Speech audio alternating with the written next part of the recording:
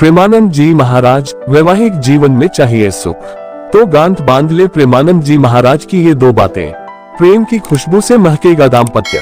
अविश्वास के दौर में पति अपनी पत्नी को धोखा दे रहा होता है या फिर पत्नी अपने पति के आंखों में धूल झोंक रही होती है।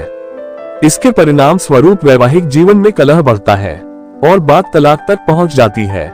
ऐसे लोगों के लिए श्री प्रेमानंद जी महाराज ने दो बातें बताई हैं जिसको गांठ बांध लेनी चाहिए।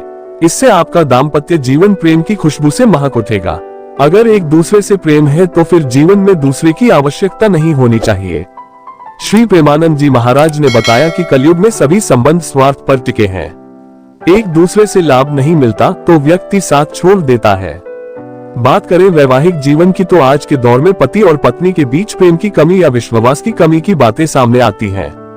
अविश्वास के दौर में पति अपनी पत्नी को धोखा दे रहा होता है या फिर पत्नी अपने पति के आंखों में धूल झोंक रही होती है। इसके परिणाम स्वरूप वैवाहिक जीवन में कलह बढ़ता है और बात तलाक तक पहुंच जाती है। इसके अलावा कुछ लोग ऐसे भी हैं जो दाम्पत्य जीवन में प्रेम न होने की शिकायत करते हैं।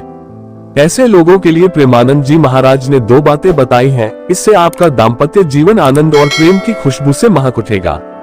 सुखी दाम्पत्य जीवन के दो मंत्र। प्रेमानंद जी महाराज ने श्रद्धालुओं के सवाल और जवाब के क्रम में बताया कि जो लोग दाम्पत्य जीवन में हैं और सुखी रहना चाहते हैं, पहली बात है परस्पर प्रेम और दूसरी बात है परस्पर इंद्रियों की पवित्रता। अगर एक दूसरे से प्रेम है तो फिर जीवन में दूसरे की आवश्यकता नहीं होनी चाहिए, चाहे स्त्री शरीर हो या फिर पुरुष शरीर। अगर एक में तुम्हारी तृप्ति नहीं हो रही है और तुम व्यभिचार में उतर गए तो पूरे विश्व में तुम्हें शांति मिलने वाली नहीं है, तृप्ति मिलने वाली नहीं है। एक दूसरे के साथ खुले मन के साथ संवाद बनाए रखना महत्वपूर्ण है। समस्याओं और चुनौतियों को समझने और हल करने के लिए संवाद करें।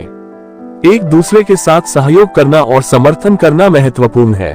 खुश रहने के लिए एक दूसरे के सपनों, उद्देश्यों और आकांक्षाओं का समर्थन करें।